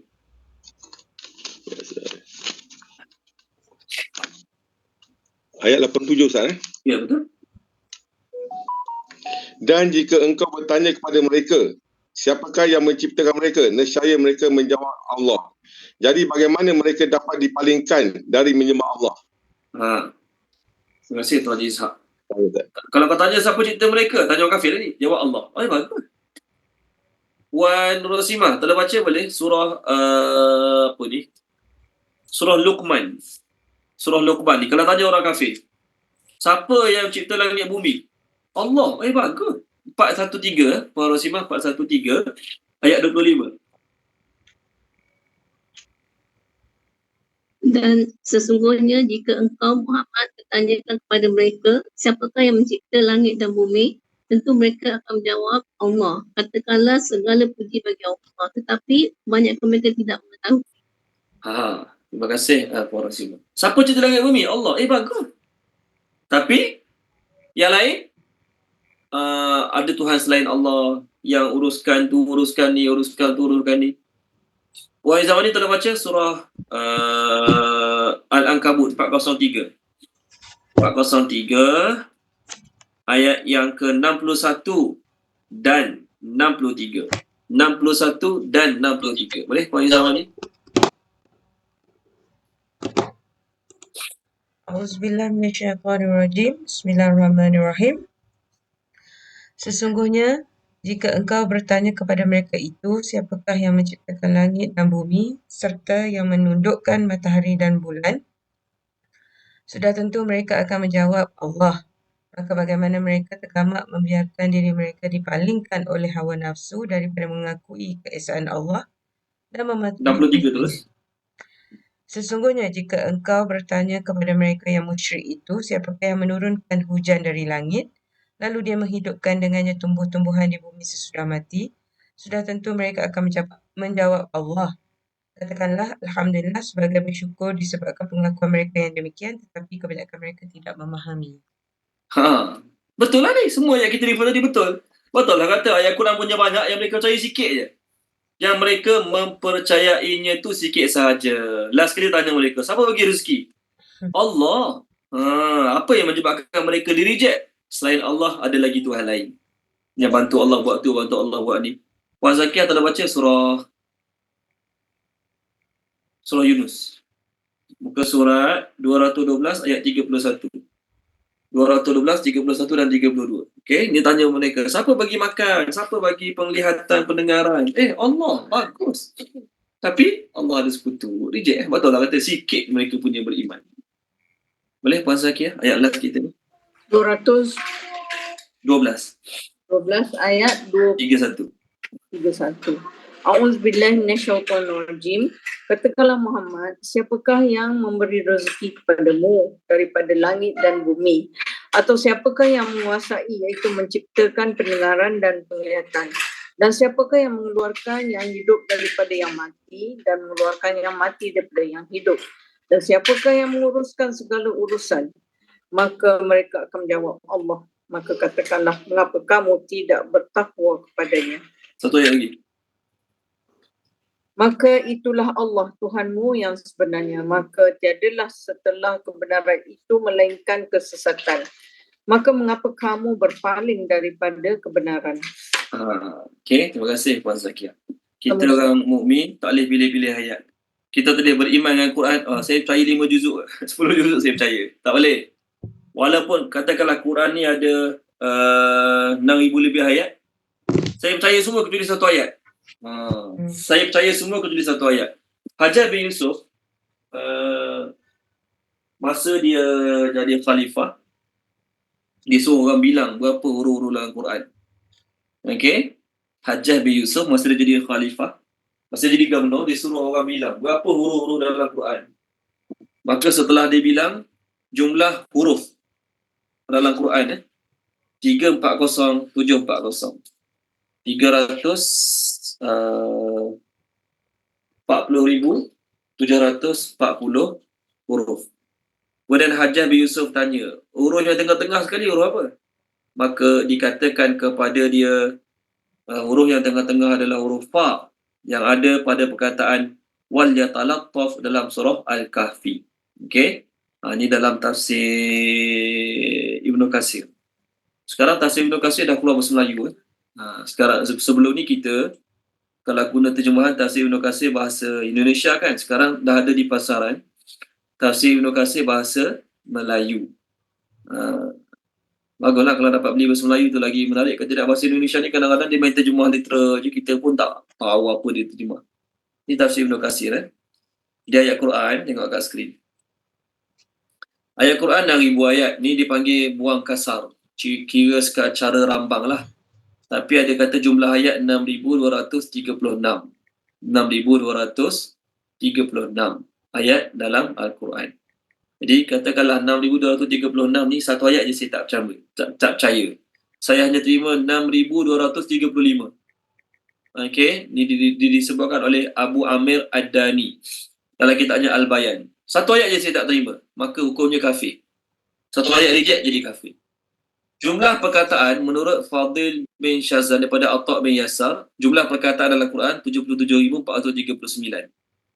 Menurut hurufnya pula, Salam Abu Muhammad Al-Hamim mengatakan Al-Hajjaj bin Yusuf, dia ni, Gubernur ni, pernah mengumpulkan Al-Qurra, pembaca Quran lah, penghafal Quran, dan penulis-penulis Quran, beritahu kepada aku mengenai Al-Quran secara keseluruhan berapa hurufnya.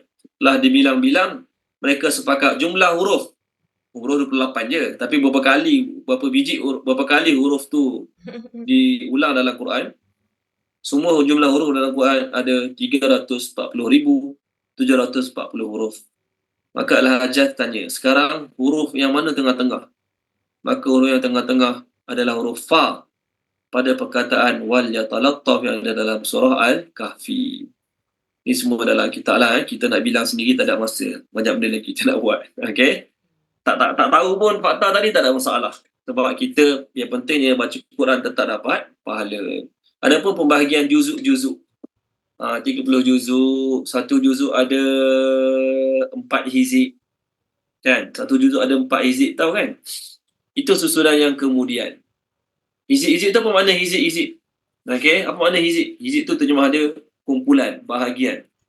Kita baca Quran, berhenti ikut hizib lebih afdal berbanding berhenti ikut muka surat. Tak salah pun kita baca muka surat 1, berhenti, muka surat 2, berhenti, 3, berhenti, boleh, tak ada masalah. Tapi, kita baca ikut hizib lagi bagus. Maka ikut hizib apa dia? Contoh, hizib yang pertama muka surat 5 kan, ayat 25, dia tulis satu hizib. Berhenti kat situ. Esok nak ngaji lagi, baca hizib kedua pula, muka surat 7, ayat 43 contoh, berhenti kat situ. Kemudian baca lagi, maknanya kalau kita baca ikut hizib, satu juz 8 hari. Satu juz kita ambil masa 8 hari. Kerana satu juz ada 8 hizib. Okey. Tengok muka surat, ni saya cerita ringkas lah, sebab mungkin akan ditanya nanti. Muka surat 22.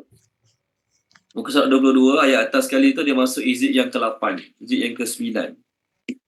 Maknanya, hizib ni bila susun? Nabi tak susun, sahabat tak susun. Okey. Zaman Nabi dengan sahabat, mereka baca je.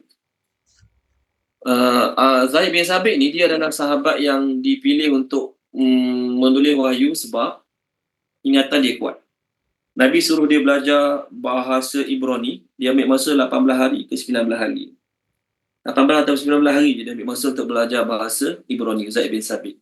Dan dia adalah pakar ilmu faraid. Nabi kata, afradukum Zaidu bin Sabitin. Orang paling pakar ilmu faraid di kalangan kamu adalah Zaid bin Sabit. Jadi Quran, setiap huruf kita kena percaya, yakin daripada Allah Subhanahu Wa Taala. Tak boleh kalau kita reject mana-mana ayat. Jadi orang kafir, Allah kata, mereka percaya Quran tapi sikit sangat. So kat akhirat tak boleh.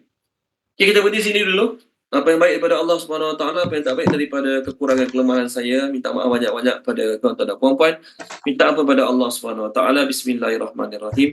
Subhanallah wa bihamdihi, subhanakallahumma bihamdika, asyhadu an la ilaha illa anta, astaghfiruka wa atubu ilaik. Allahumma zayyinna bi zinatil Qur'an wa akrimna bi karamatil Qur'an. وشرفنا بشرافة القرآن وأدخلنا الجنة بشفاعة القرآن يا ذا الفضل والإحسان. اللهم انفعنا بما علمتنا وعلمنا ما ينفعنا وزدنا علما والحمد لله رب العالمين. Terima kasih semua.